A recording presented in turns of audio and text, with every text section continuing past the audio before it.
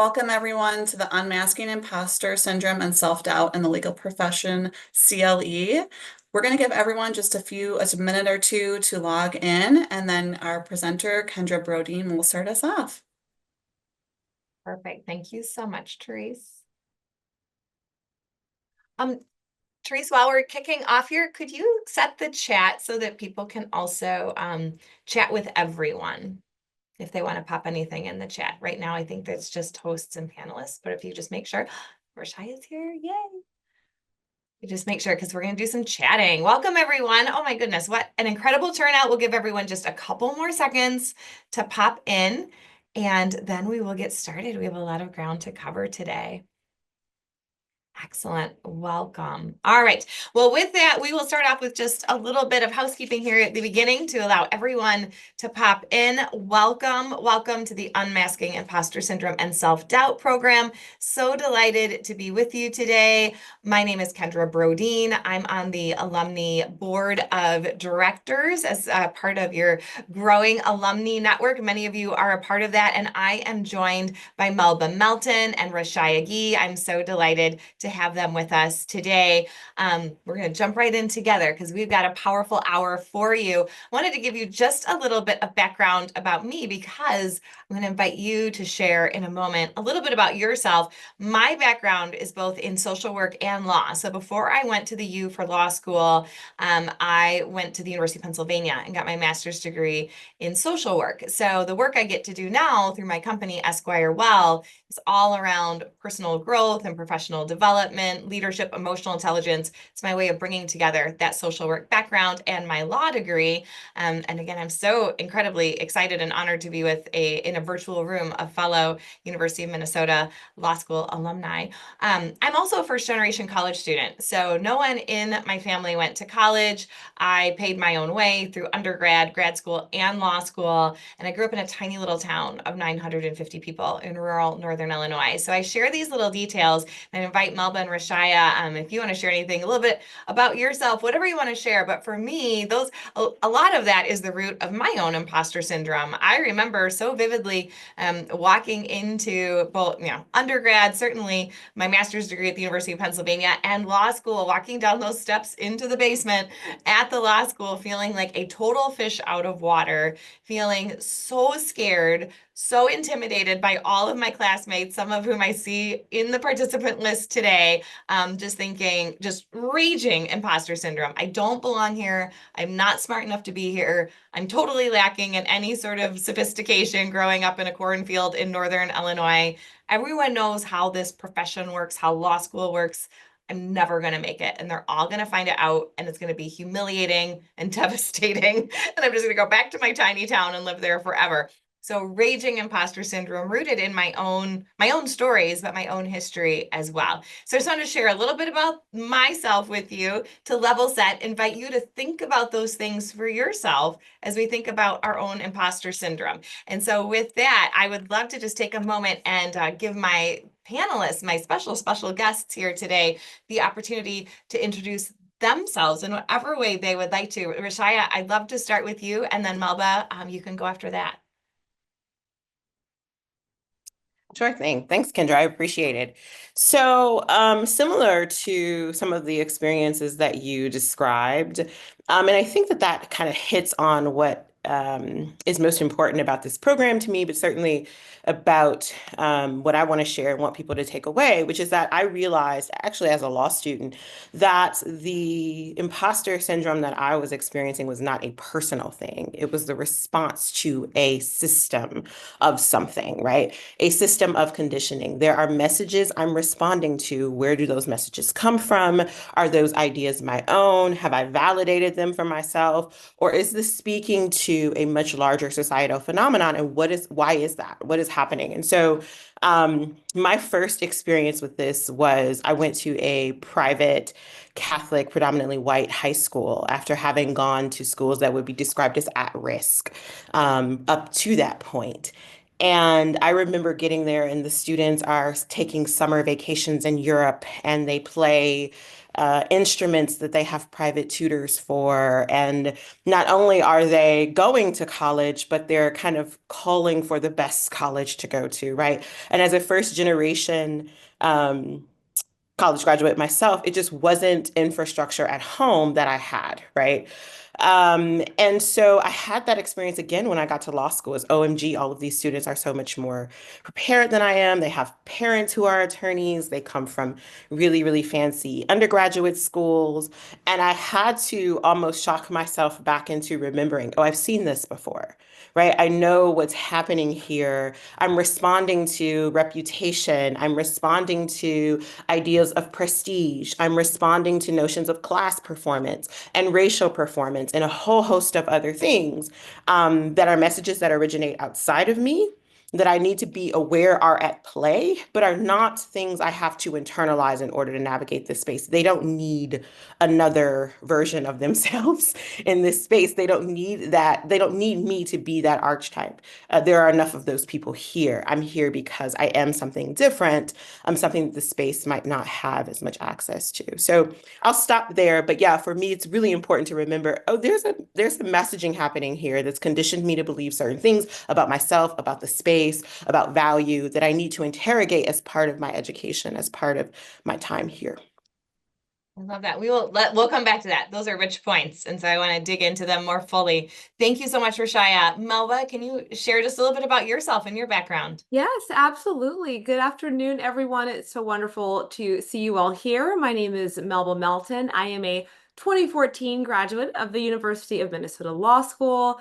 Just a little bit about me. After law school, I clerked at Hennepin County District Court and then went on to obtain my LLM in Energy, Environment, and Natural Resources Law.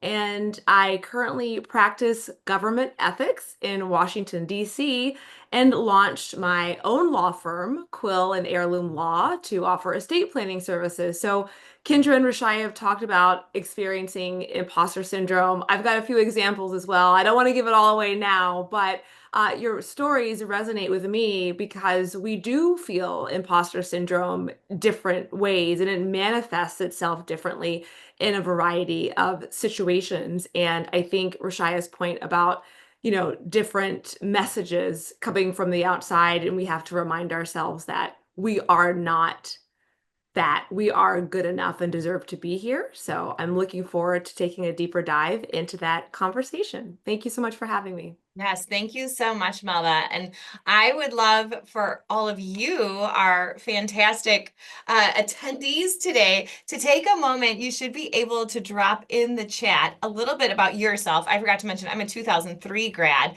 so just a step ahead of Melba and Rashaya. And I would love to hear when you graduated from the U, or some of you are sort of friends of the University of Minnesota Law School. So what's your relationship with the law school? We are delighted that you're here. And then what is your current role and anything else you want to share? But go ahead and drop that in the chat.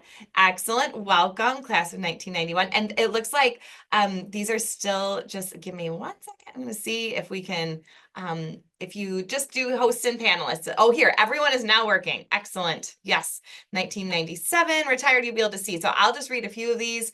A lot of folks popping in, 91, 2014. So all of you are working. Excellent. If you want to share where you're at, or even location-wise, many of you, I'm sure, are here in Minnesota. I see some of your classmates from the class of 2014. Excellent, fabulous. 2020, 1985. Got patent attorneys, folks from very recent grads to people who graduated years ago. So excellent. Go ahead and look for your classmates too and see who is here. We have almost 100 people here with us. Excellent. I do see some of my classmates popping in. Hello to you. I remember our days together fondly and also in a very stressful way, but I remember hanging out with all of you, and it's fun to be back together after a few years, just a few years, right? Excellent. Hello, hello. Oh, good to see everyone. Welcome. Okay, so check through there. You can see who's here. You can see I saw people all the way back, class of 1991, possibly earlier, as well as really recent grads. And again, a few more folks that it's fun to reconnect with here on our platform today. So keep the questions coming. If you have questions, you can drop them into the chat as well. 1979, you might be one of our most illustrious alumni here with the most experience. Welcome. And also some of our fellow alumni board members are here on the call too. So if you have questions or comments, you can either drop them to everyone or you can drop them to hosts and panelists, and then we will keep them anonymous for you as we go along. So we will definitely do some interaction throughout the program here today. We will cover just a few main points. I'm going to do a abbreviated presentation. My business is primarily speaking across the country, and imposter syndrome is actually a topic on which I speak to law firms and legal organizations across the country, and I do a full 1 hour CLE.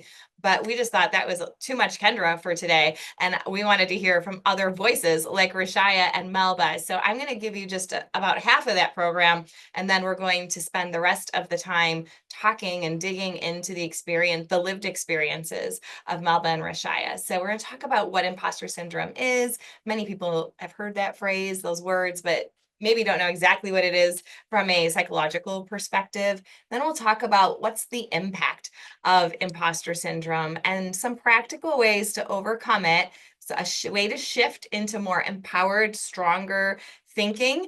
And then we will talk more with Melba and Rashaya about their experience. So just to level set, when we say imposter syndrome, I wonder if any of these questions resonate with you. Your answer might be yes to some of these questions. Do you agonize over any tiny little mistake or flaw in your legal work or other work that you're doing on tasks or projects? Do you sometimes say, well, I just got lucky, or I just was right place, right time? You attribute your success to something outside of yourself and your own ability. Are you very, very sensitive to constructive feedback or anything somebody might share with you that you could have done differently or better? Do you feel that masking syndrome that you'll be found out as a phony? When someone says, oh my gosh, you did such a great job, do you downplay that expertise, skill, accomplishment in some way? And then sometimes do you think, well, anybody can do what I do. It's really not that special. I don't know. I don't know why everybody's making a big deal. It's really not that amazing what I do. So technically, imposter syndrome can be defined in a variety of ways, but the definition that I've chosen to share from the research is it's doubting your abilities, feeling like a fraud, and it disproportionately affects high achieving people like all of you, or we're all law school alumni, incredibly high achieving, or friends of the law school, and a high achieving group. And we find it, those of us who have experienced or are experiencing imposter syndrome, difficult to accept our own accomplishments or feeling like we are just as capable as others. So it's a very specific form of intellectual self-doubt. There are many forms of self-doubt that one might have. Imposter syndrome is a form of intellectual self-doubt, and it's been around in the vernacular for a while. It first was coined, so to speak, in 1978 by a couple of psychologists named Pauline Rose Clance and Suzanne Imes, and they did their research and called it imposter phenomenon to start. And they did research on graduate and professional students, and what they found is that despite the outstanding academic and professional accomplishments of those they studied, those who had experienced that imposter phenomenon believed that they were not as bright, or that they had fooled anyone who thought that they were bright. Okay, so now that I've shared a little bit, maybe you came in with an understanding of imposter syndrome, or you understand a little bit more now, drop in the chat either to everyone or just to hosts and panelists, and then it will just be us that see it. Have you ever had this experience? Are you currently experiencing it? Does this ring true to you? Have you felt these feelings that I've described on the slides of feeling like a phony, of feeling like your success is attributable not to your own skill, but to something outside yourself, that if you just make one more mistake, somebody's going to find out that you're really not as qualified or as capable or as awesome as people think. Some of you just got new jobs and you think, oh, how did I get so lucky? I better not mess up. I don't really deserve to be here. So I see lots of people popping in, actually privately, which I appreciate. Yes, people have felt in the past and right now. And I bet if I was even to match up, go back and say, what year did you graduate? And are you saying that you're experiencing imposter syndrome even right now? I find it so surprising that when I do this presentation, I often do a poll, and somebody just gave me the 100% emoji. That's almost exactly what I find, is that 97 to 98% of people will say, yes, I definitely have experienced this, or I am experiencing this. And it's not limited to just folks who are right out of law school. I actually did this presentation for a large national firm, and a partner, about 58-year-old white male partner, contacted me after, and he said, this is what I've been experiencing my whole career, and I didn't have a name for it. And now we're coaching together on imposter syndrome. So for those of you who are more recent graduates and you think, oh, it's just me, and it's just because I don't have experience and it'll go away and I'll never have to deal with it again once I get some experience under my belt. No, not necessarily, but I'm going to give you some tips and tricks to move through it. But it is something that will cycle back up at different times. What I'm seeing in the chat, pretty much every day, another friend who's from a small rural town. Yes, you're the only lawyer in your family, families and teachers. Mine are all entrepreneurs. Yes, people who are saying they continue to experience this, especially as attorneys of color. So yes, keep those coming. Lots of great comments so that you totally feel this way, imposter syndrome, even though you're no longer working in legal. Someone shared that they attribute their success to luck and worry about their mistakes, and or that they've stepped out of practice and now they're stepping back in, and what an experience that is, feeling like an imposter because they don't feel like they have the same experience as everyone else. So a little bit more data, like I said, this is data that was found that up to 82%, like I said, when I give this to my law firm audiences, my legal organization audiences, it is well over 95%. People that face these feelings of imposter phenomenon or syndrome and feel like they don't deserve the accolades, the positions, the experience that they have. And these feelings, the reason you're getting a well-being credit for this, they contribute to increased anxiety, depression, taking fewer risks in your legal career, which means maybe you're not going to apply for that new position. You're not going to apply for that promotion or that leadership opportunity or that new client or whatever it is, because you hold yourself back. And ultimately, there's increased career burnout. So a quote I find meaningful about imposter syndrome is from Audrey Irvin, who's a psychologist in Pennsylvania, who said, there's an ongoing fear that's usually experienced by high achieving individuals that they're going to be found out or unmasked as being incompetent or unable to replicate past successes. That even though they've done something before, maybe multiple times, that this is the time they're not going to be able to do it again.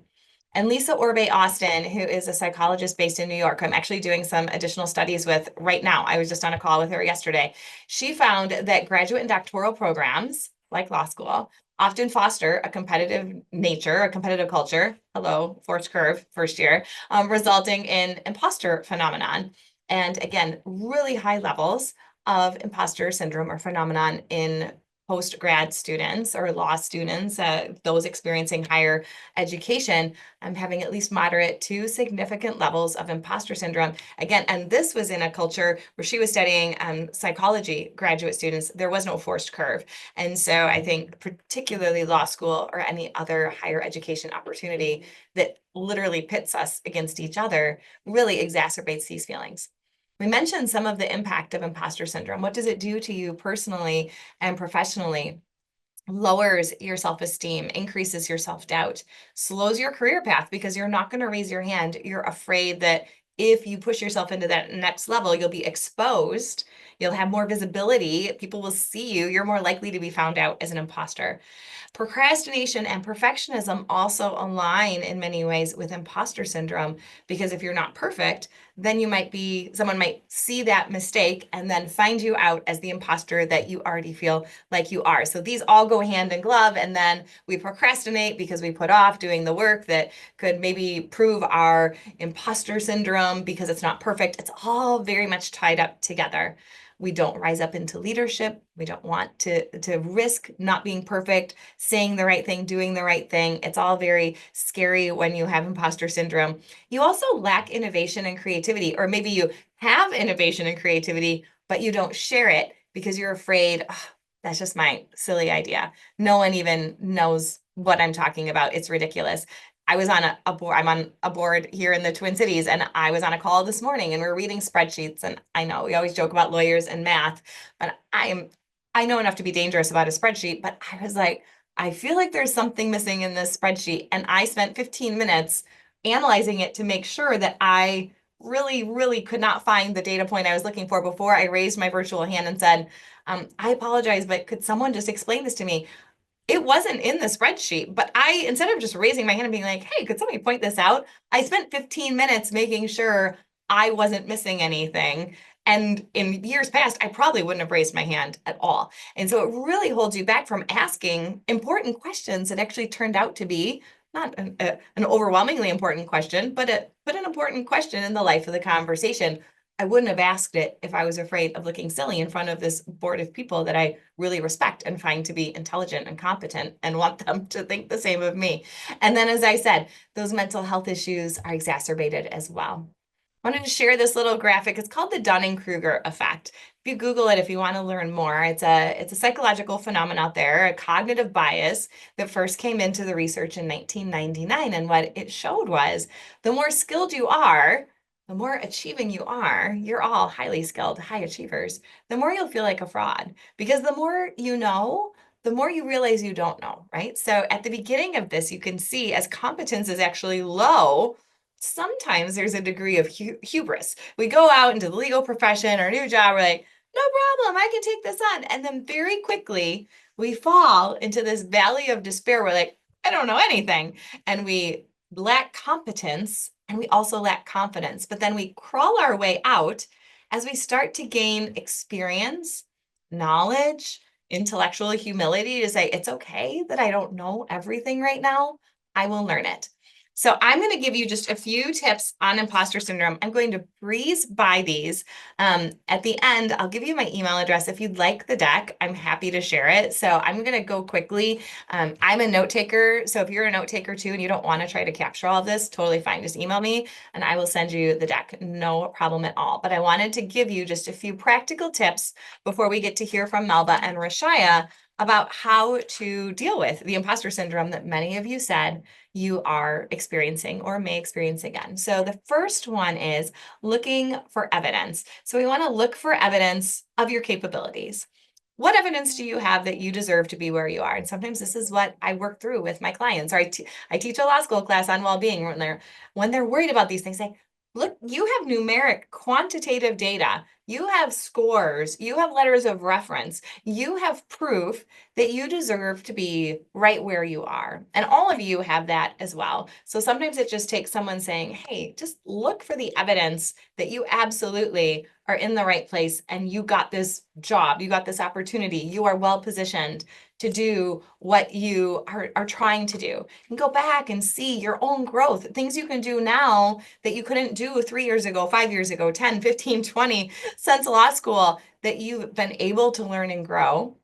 And you'll continue to be able to learn and grow, even if you don't know something yet. And we'll talk about that in a moment.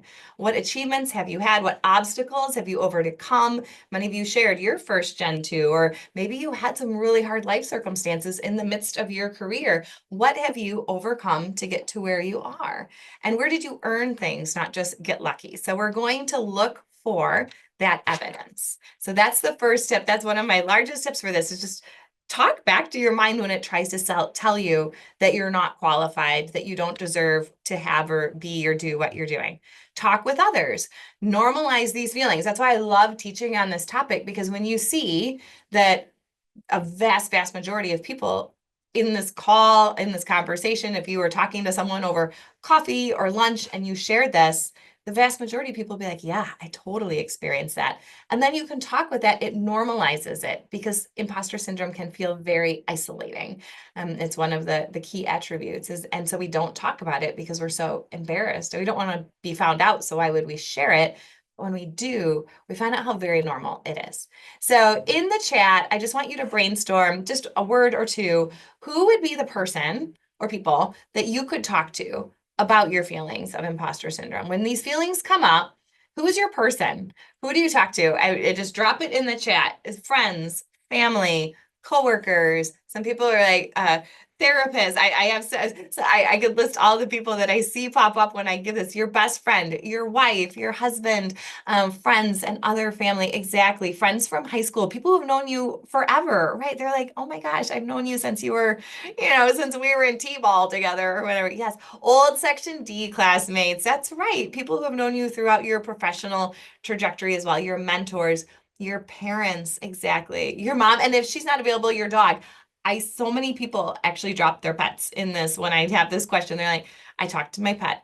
That's right. Exactly. So sometimes just getting it out of your system. Your boss, who's also your mentor, trusted friends and colleagues, your wife, your adult kids. Isn't it beautiful when you can start to have those conversations? And I think when you have adult kids, which I now have as well, it normalizes the experience for them too, which I love because now you're having that conversation with another person. And I want my now young adult, college age daughter to be able to be fluent in this language in a way that I wasn't when I was 21.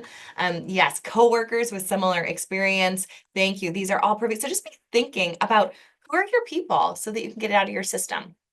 The third tip is stop comparing yourself to others. I love this graphic. I use it in a lot of different places around we compare ourselves to others because we see what's above the waterline. We see their pretty little sailboat and the sun is shining and everything looks so pretty and shiny. And what we don't see is everything below that waterline. We don't see the persistence that they had to exhibit. We don't see the failures and the sacrifices. We don't see the self-discipline that they had to go do what they did to get what they've got. We just think, oh, it came so easily to them. They're such a natural, I have to work so hard. That means I'm not as good as them.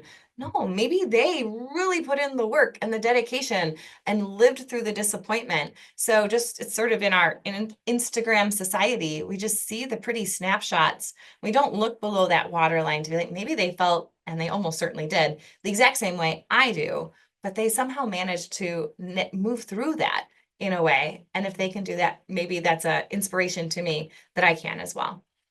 The next tip is changing your inner narrative, watching for those automatic negative thoughts, those ants, those negative ideas that creep in when you think I'm not smart enough or good enough, or why is this happening to me? Shifting that thinking to I can learn new things. I can do things I put my mind to. I went to law school. I moved across the country. I took a new job. I've done hard things. I can do it again. I believe in myself. I'm learning new things every day. What can I take away from this for my own growth and development?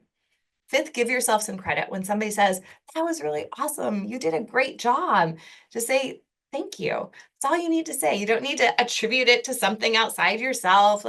Unless we're giving credit where credit is due, always, but we're also giving credit to ourselves where credit is due. We're saying, that's great. I appreciate that so much. It meant a lot to me. I really wanted to do a great job, so I'm glad you enjoyed it. Without saying, oh, it was nothing. Anybody could have done it. I wish I would have had more time to work on it, or sort of all these excuses. Just saying thank you and taking pride in a job well done. The next tip is to focus on progress, not perfection. Again, back to Dr. Orbe Austin saying, even when things don't go as planned, which they won't always go as planned, reframe those failures or those missteps or whatever happened as an opportunity to learn and grow instead of just saying, see, I'll never ever be able to do that. It just reinforces my imposter syndrome. See, I knew I wasn't good enough. We're just human and it's natural to make a misstep, to make a mistake. It's just what we learn and grow through it that makes us who we are. The next tip is building some self-compassion. I highly recommend the work of Kristen Neff if this is of interest to you. She's very much a thought leader in self-compassion. I don't know about you. I'm my own worst enemy. When I mess up on something, I say words and think thoughts about myself that I would never say to another human being, friend, foe, partner, child, stranger. I would never be as mean to them as I am to myself. And so when you make a mistake and you hear yourself saying things to yourself that are quite unkind or impatient, try to remember how you would talk to a friend who shared that with you. Like, Melba, I'm so upset with myself. I just made this ridiculous mistake on a brief or whatever it was. I can't believe it. I'm just such an, I can't do this job. I'm so incapable. And Melba would be awesome. And she would be like, Kendra, you know, you're fine. People make mistakes, right? I mean, she's nodding. Exactly. She'd be like, we all make mistakes. You're going to be fine. You can totally do this, right? That's how we should talk to ourselves. And so just remember that. Be self-compassionate towards yourself, just like you would your partner, your child, your coworker. Just what you would say to them, say to yourself. Why wouldn't we do that and have that kindness toward ourselves? Next, accept it. This is where I like to start to shift us into a different mindset around imposter syndrome. I use the word imposter syndrome just because people sort of know what it means, but I also think anytime we stretch and grow, we're going to feel these feelings. And so I would say, like, we meet again every time you stretch. And that's the client I told you about earlier, who's a partner, a 20, 25-year partner at a firm. He's got imposter syndrome because he just took a new job 3 years ago. That happens. And he's like, and it was like his own moment of self-discovery. He's like, it's like every 3 years after I take a new job, it's like this just goes away. I'm like, yes, because you feel competent and confident. And every time you stretch and grow, you're going to feel these feelings. It's just your discomfort zone. There are some internalized things that we'll talk about to Rashaya's point earlier. I don't want to negate that in any way, but I think there are the stories we pick up from others, and there's the stories we tell ourselves. Right now, I'm mostly speaking of the stories we tell ourselves, that somehow just because we feel uncomfortable, it means we're not cut out for something. It's just not true. And you'll feel that every time you learn and grow through a new experience. Many of you have heard of growth mindset. This is just a quick slide on that, having that growth mindset of there are things that I don't know how to do yet, but I will learn. And pretty much everything I would guess in your current practice or your current work is something that at one point in your career you couldn't do yet, but now you can. And then remember, you are in good company. Not only are you among friends here and in the profession, look at these names. These are all people that if you Google this person's name and imposter syndrome, you will find quotes.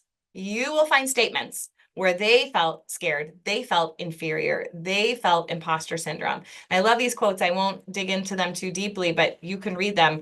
I'll just read the one from Albert Einstein, one of the geniuses of our time, who said, "The exaggerated esteem in which my life work is held makes me very ill at ease. I feel compelled to think of myself as an involuntary swindler," which sounds a lot like a person with imposter syndrome to me. So these incredibly bright, capable people who very much felt that they were living a lie. So I encourage you to change your thinking about imposter syndrome, to normalize it. I don't love the word imposter because it feels so very criminal. If you're impersonating or you're acting as an imposter, that is something we would not encourage people to do from a legal perspective. So we don't want to dramatize or catastrophize this. So maybe the word imposter is a little bit much, and syndrome feels so diagnostic and unchangeable and debilitating. But what if we just said, I'm just moving through some emotional discomfort? What if I change this as a self-coaching model I share? You know, we have this neutral circumstance. I got a new job. It's okay to feel uncomfortable. I'm still learning. That leads me to feel much more optimistic and not so hard on myself. And that will lead to actions like asking for the help I need, digging in and really getting to know my new organization and my new work, which leads to a more positive result.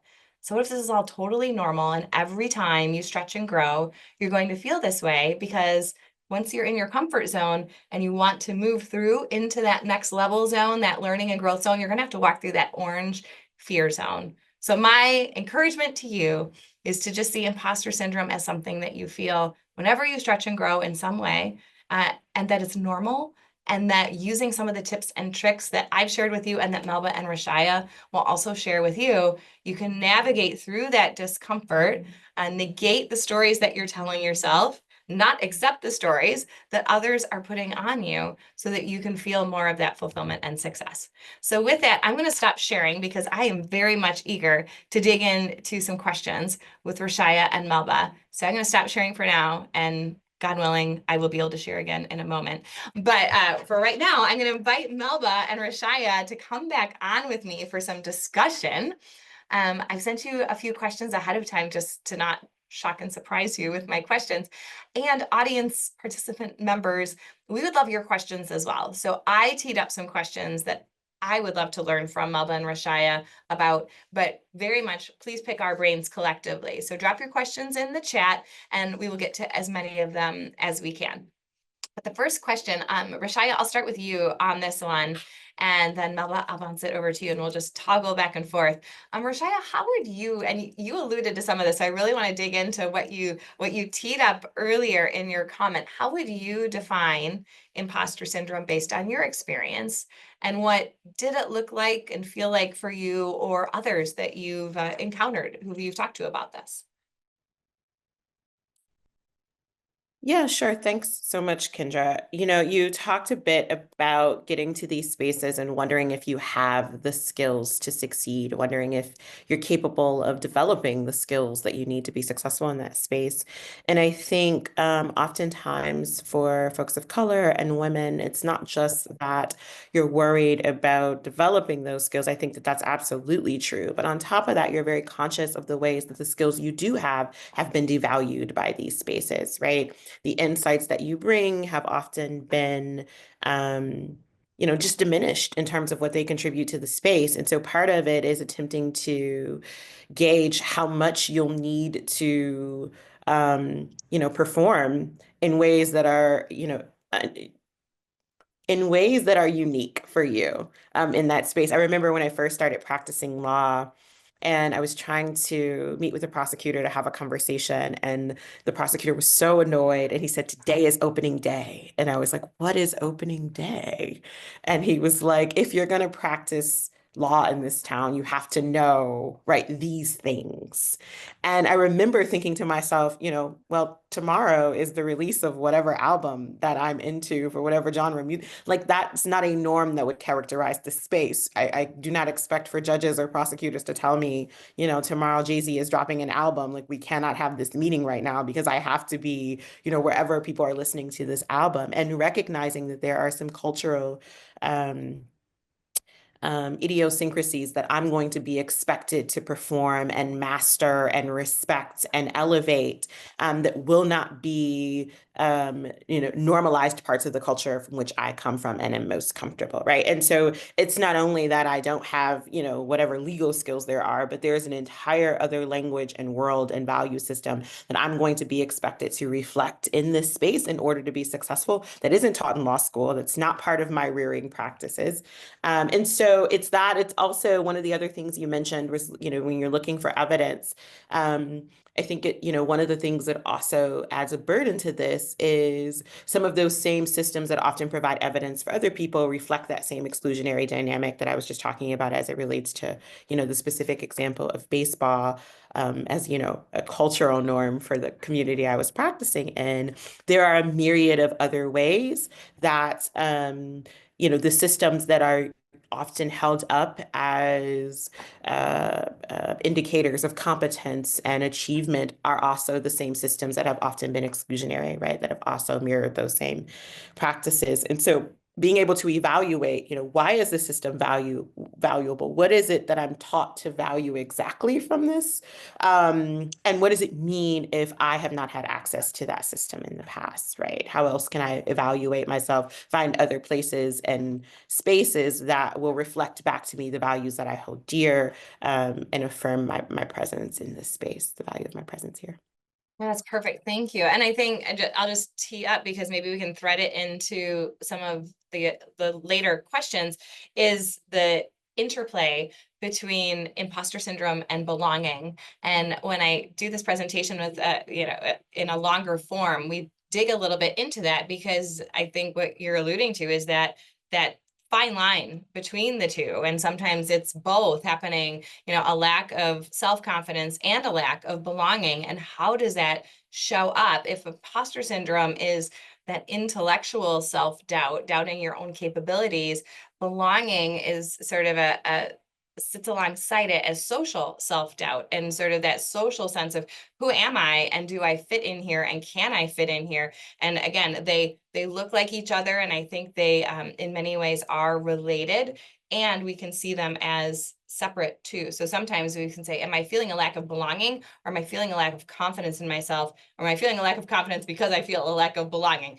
And so how do they live together? So maybe we can come back to some of that, because I think it's a worthy explanation given what you just shared. Melba, I want to give you a chance to jump in on that first question. What's imposter syndrome look like for you? How have you experienced it? How would you define it? Yeah, absolutely. So Imposter syndrome is tricky. And I think when I consider how imposter syndrome manifests itself for me, it's more like this voice that I hear, are you sure you can handle this? Did they make the right decision to choose you? And have you really earned your seat at the table? So those sort of persistent questions, it just felt like an invisible weight that I carried. And something that we talked about earlier, imposter syndrome sort of masquerading as different things. I didn't always have the term to identify imposter syndrome for what it was. And I think part of that is because it showed itself or masqueraded itself in some ways as humility. But I think there's a difference, right? Because, humility is so grounded in self awareness. Whereas imposter syndrome is very much grounded in fear. And fear has been a recurring theme, in your remarks and what Rashaya has shared as well. Because I think, in my opinion, humility tells us, you know, I know my strengths, but I'm open to learning more. Whereas, imposter syndrome says, I must be fooling everyone. And it's just a matter of time until they find me out. And, as a woman of color in legal spaces, as Rashaya said, that pressure was really compounded. And I would often feel myself just mentally rehearsing before speaking up in a meeting, or, not because I doubted myself or what I was going to say, but simply because I was worried that people would perceive me a different way. Was I being too direct? Did I sound knowledgeable enough? And that constant sort of refrain is very exhausting. But if I had to, personify imposter syndrome, it would be an invisible weight and a voice. Wow. So thank you for that imagery and also that question of it. Am I being humble? Am I exhibiting humility? Or am I experiencing imposter syndrome? And some of us, especially those of us who are Midwestern rooted, and certainly many of us live here now who are now here from other places, but we have that sort of humility and we think, oh, isn't that a great thing? I'm so humble and I never brag and I never make anybody uncomfortable, but it can then almost be an excuse to let our imposter syndrome run rampant rather than saying it's okay to say that I've got this or I've learned this or I bring this or I have this idea. So thanks for bringing those two things up together. All right, Melba, I'm going to bounce it back to you for the next question. Let you start. Was there a particular moment in your career that you can think of where your imposter syndrome really was speaking loudly to you? And how did you manage it or not at the time? So, a big question, Kendra, but a great one. I'm smiling because I have, I think, a great illustration. So, we all experience imposter syndrome in different places, be it, like as Rashaya said, it undergrad, in high school, these different settings. For me, I can say without a doubt that I most experienced imposter syndrome when I started my law practice. So I spent nearly 2 years planning my practice, researching, networking, getting systems in place. And then when it was time to launch, imposter syndrome just hit me like a ton of bricks. Despite all this prep work, I had moments where I thought, who do you think you are calling yourself a business owner? And can you really do that? And, that fear made me feel, as you said earlier, Kendra, very alone, even though I knew that I wasn't alone. And I think the second part of your question is, how did I manage that? And the first word that comes to mind is community. And you talked about this in one of your slides. I really learned how to lean on the people who knew me best.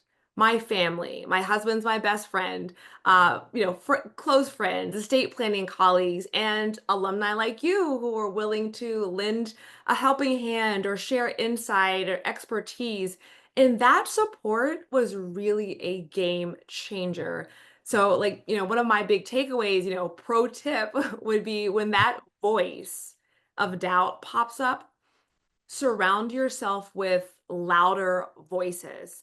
So, the people that remind you of what you're capable of. And also remember that you are not alone and you don't have to go about it alone. Really leverage and lean into that community. And with, over 100 participants today, I feel like we're constantly creating community and these safe spaces to have these conversations. So I'm just glad we're talking about this today. Love that. And I love that, just thinking of that voice of imposter syndrome, as you so wisely said, when it gets loud, find louder voices, find other voices, and many of them, to drown out the voice that you don't want to hear, that you know is not healthy or productive for you. Thank you for that. Rashaya, I will ask you the same question. Was there a moment in your career where that voice was loud, and what did you do or not do in the moment? I'm not sure how helpful this is going to be. I'm actually hesitant about saying it. But so when I got to law school, that was probably for me the defining moment. And I think I could probably chart every other imposter syndrome moment around this moment. I got to law school and we went around as a 1L, and I can't remember if it was at orientation or maybe in the first day of classes. And we said our undergraduate institution that we'd come from and something else about ourselves. And I remember thinking, OMG, all of these people have come from fancy undergrad. I mean, there was somebody from Vanderbilt, there was someone from the University of Chicago, there was just like, oh, and I said, OMG, I'm going to not talk so I don't embarrass myself. My strategy for getting through this year and like not to give it away that I didn't belong here was I'm just not going to talk. I won't say anything. Um, and then some of those fancy people start talking. And I was just it again hit me like a ton of bricks that I had attributed so much value to the institution or to what I thought um, competence and qualifications look like. People who had attorneys who were parents, I just assumed this meant that they were innately more smart, more prepared, and they'd, and in fairness, not just them, but everyone would say things, and I'd think, huh, I don't know if that's right or true. And I'm going to say this thing. And it became clear, like, if these people have the confidence to say the things that they said, I'm okay. Right. I'm okay. And it's just kind of been a reckoning for me with the fact that so much of what's, spurring that fear inside of me, what's engendering it is my own beliefs about value and quality and prestige that I've internalized that I'm using to evaluate myself in ways that may not make the most sense. And I need to stop doing that. Just because someone went to that school or have this as their background doesn't necessarily mean anything about them being in this space. And so kind of carrying that with me and remembering that that usually means I do have something to say that other people aren't saying, which is good, has been like, that's the moment for me where everything shifted. Everything after that, I was just kind of like, this is another law school classroom experience that I'm doing. And so I'm not gonna engage that way. Thank you for sharing that. And I think it is so funny. And maybe those of us who, the more experience we get post law school or out in the world, when we can just watch, we're all maybe people watching. I know I'm a people watcher at the airports or whatever, but sometimes if we can watch others without judgment, we're not judging or being mean or look at them and the silly thing they said. But sometimes when I see people just, they make a mistake or they ask a question, I'm not thinking anything badly about them. I'm just taking it for myself that, like, I'm not judging them. I'm just seeing their humanity. And it's sometimes it is people who I'm like, I just think they walk on water and they're so much smarter and so much more capable. And they fumble something or they do something where I'm like, well, that wasn't terribly artful. I don't think less of them. It just helps me remember that it's okay. Like, they can still be amazing and make mistakes. And so can I. So I kind of just use it for myself. And I think none the less of them, but a little bit better about myself from time to time. Get a little more self-compassion. It lets me know the space is vulnerable. That's That right. I'm free to be vulnerable in the space, that I'm free to error in the space, that whatever this space is, they've already cultivated enough psychological safety for me to error and be vulnerable, and that other people are doing it, and it frees me to do it as well. Exactly. Exactly. And we think when we make a mistake, everybody's going to remember that. And I can't remember a mistake somebody made yesterday. I don't care at all. I'm too busy worried about myself, just like they're too busy worrying about themselves. They don't care that I, asked a question and everybody in the room already knew the answer. Nobody cares. And so I think sometimes it's just getting out of our own way and not taking ourselves so seriously. People aren't that worried about us. All right. So, Rashaya, I'm going to bounce this one back to you now. How do you think imposter syndrome shows up maybe uniquely in the legal profession or in very high intensity, high pressure fields like ours? I think you just said it, right? You said not to take ourselves too seriously. I think that's hard to do in the legal profession because the law is kind of, there's a level of reverence and seriousness that I think just characterizes the space. It's a currency in the space. And so that kind of makes, and then we are dealing with, high stakes often, right? These are high stakes issues, high stakes transactions. Our clients, one of my mentors told me this might be another case for you, but for your client, it's the most important thing for them, right? And you carry that with you, right? You want to do well for your clients. And so, I think the legal profession is particularly ripe for these kinds of feelings precisely because so much weight is attributed to it in the decisions and the actors that are part of the space. It's true. Thank you. Melba, what about you? I could not agree more. So, a resounding yes, absolutely. I think the legal profession is a breeding ground for imposter syndrome.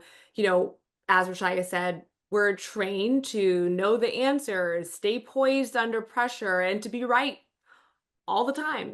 And then you add on the billable hour and the competitive culture, and it's a lot.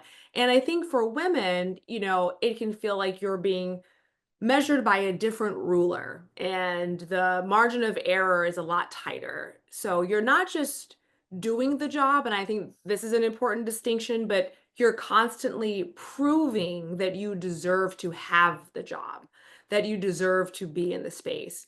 So, what happens then? How does imposter syndrome show up? I think it manifests itself in preparation.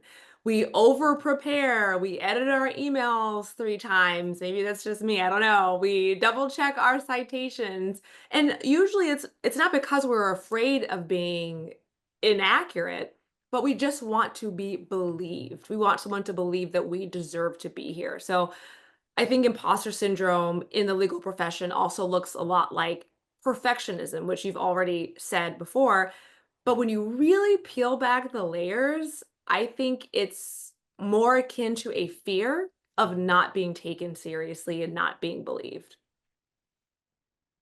I feel like we could do a whole nother hour of like the deep psychological drives of like, why do we feel it? What are we actually afraid of? Like self-worth and who we are and our identity. We only have 7 minutes, so I will not even try to go there, but there's some big questions in there. If you're like, what am I afraid of? And maybe I'll leave all of you to your journals on that. All right, Melba, I'm going to merge the next 2 questions because I think they're substantially similar, at least related. What do you wish you would have known earlier in your career about self-doubt or personal confidence? And related, are there specific strategies or mindset hacks or anything you've used? Like, what do you wish you would have known? And what have you done to navigate your own feelings of imposter syndrome?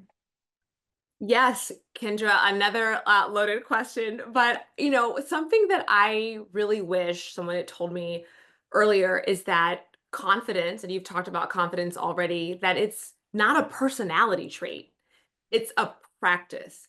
You do not have to feel 100% confident to show up confidently. I used to think that confident people just magically had it all figured out. They woke up in the morning, I'm so great, I'm so perfect, the world loves me. But in reality, I think confident people have just learned how to show up even when they are afraid, even when they're nervous. Sometimes we get uncomfortable when we sit in places that are unfamiliar and we think, oh geez, like did I show up in the wrong room? When in reality, we're probably in the right room. But like Rashaya said, like you've said, Kendra, with your respective backgrounds and me as well, maybe we're just the first ones to walk through that particular door that are like us or look like us. And I think when we paradigm shift and realize how powerful that is, it's also a little scary, but it's powerful. So if I could tell my younger self anything, it would be you don't have to be perfect, girl. Relax. Like just relax. Just keep showing up. And I think the other part of your question was, what do I do to help navigate this. And outside of community, it's what you alluded to, Kendra, evidence. I have a little confidence file or hype file when I'm feeling down and I say, oh, let me go to this email. And then you see like a client reaching out, you made a difference. Thank you so much. And you really helped out here. I couldn't have done it without you, and great work. And that resonates and it becomes very rewarding. And then you're able to tell yourself, oh, that person who earned the trust of this client deserves to be here. That person is competent. And I think just having a reminder, the louder voices, the community, the evidence, I think all of that can be bundled into what you said earlier about the evidence. And I think, having that as a professional toolkit, one of our many tools is how I navigate it. So I mentor students from my undergrad and, new lawyers, and I tell them the same thing. We all have the same voice. And I try to model openness, don't shy away from it. Let's talk about it. Let's give it a name. I think we need to normalize all of these conversations, because when we do, then there's less fear. We're all in this CLE today for a reason. There's something that brought us here, whether we just wanted the well-being credit or we wanted to see, Kendra's face and learn about imposter syndrome. So be it, but we're here for something else as well. And I think we're getting so much out of this conversation. And I guess my challenge to the group would be to go out and keep talking about it, model openness, don't shy away from these conversations, and keep building that community. So I think that was enough. So I'll stop there, Kendra, but thanks for the question. Yeah, that's beautiful. And Rashaya, I will toss it to you as well. And while you're coming off mute, I just love what you mentioned there at the end, Melba, around modeling it for other people. I think sometimes, especially for those coming after us in the profession, just to say, when I started out, I felt this way. Sometimes I still feel this way. And just say, let's talk about it, and how freeing and what a relief, like almost a physical relief it is, just to say it's okay to feel this way. Rashaya, what would you like to add? And please drop in final questions. We're sort of wrapping up. So if you have any final questions, drop them in the chat, please. Yeah, I mean, I have for me, it's just been about constantly kind of refining my values and the spaces that I'm in and that I want to be in. I've tried to contrast what are the spaces in which I feel most empowered and most comfortable and my truest self. What is it about those spaces that does that for me?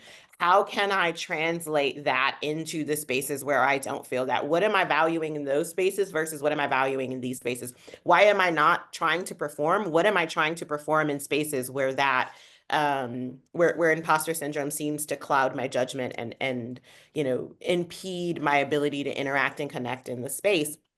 And if it's, prestige or something else, or, why do I value that? Is that really what I value, right? Or am I looking for connection and community and authenticity and rapport and vulnerability? And how can I do those things in these other spaces? So for me, it's just been about constant, do I care about being right, or do I care about being informed, right? Do I care about having an exchange and a dialogue, or and so just constantly saying and interrogating, what am I feeling? Where do I understand those feelings to be coming from, or a response to? How can I use my experiences in other spaces to kind of transform those feelings so that I optimize my effectiveness in this space? Love it. Thank you. All right. As we are wrapping up, if I think I successfully shared my screen, please, Therese just wanted me to mention that we have a few spots left at the brunch that's coming up this Saturday. So feel free to register for that. If you have any final questions, I don't know why it's not letting, something's happening. Hold on.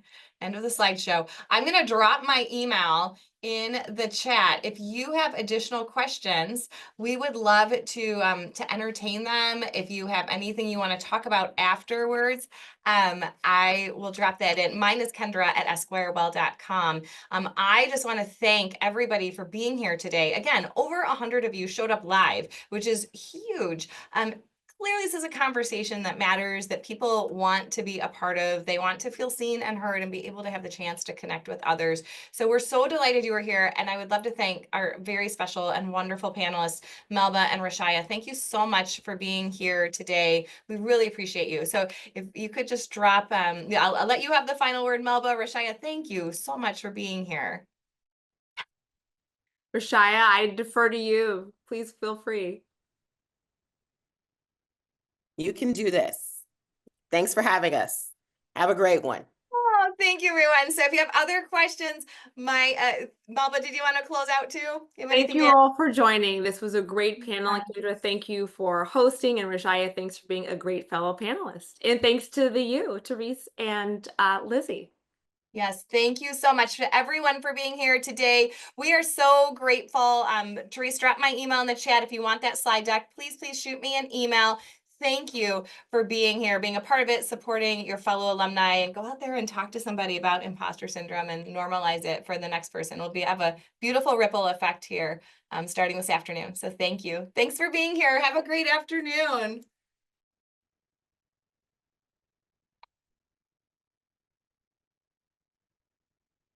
We're just going to hang tight in case anybody has any questions or any final thoughts as they are leaving for the afternoon. You're so welcome. So glad you're all here. Fun to see people virtually.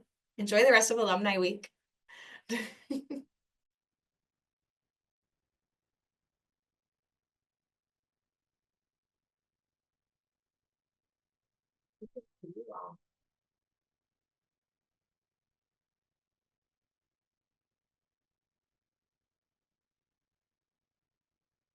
You all, everyone. Take care. Bye, Eric. Good to see you. Thank you, Catherine. There's so many from my class here. I'm so happy to see my classmates.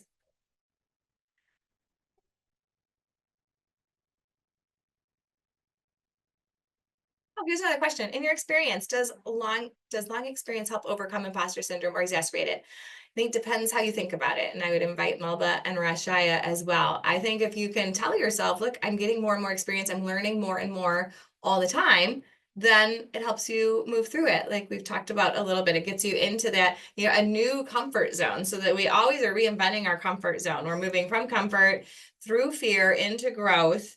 And then it starts over. It repeats itself if we stretch again. So you might find yourself be like, I'm actually in my comfort zone. That's awesome. And you see people later in their career like, this is my sweet spot. I'm going to chill right here.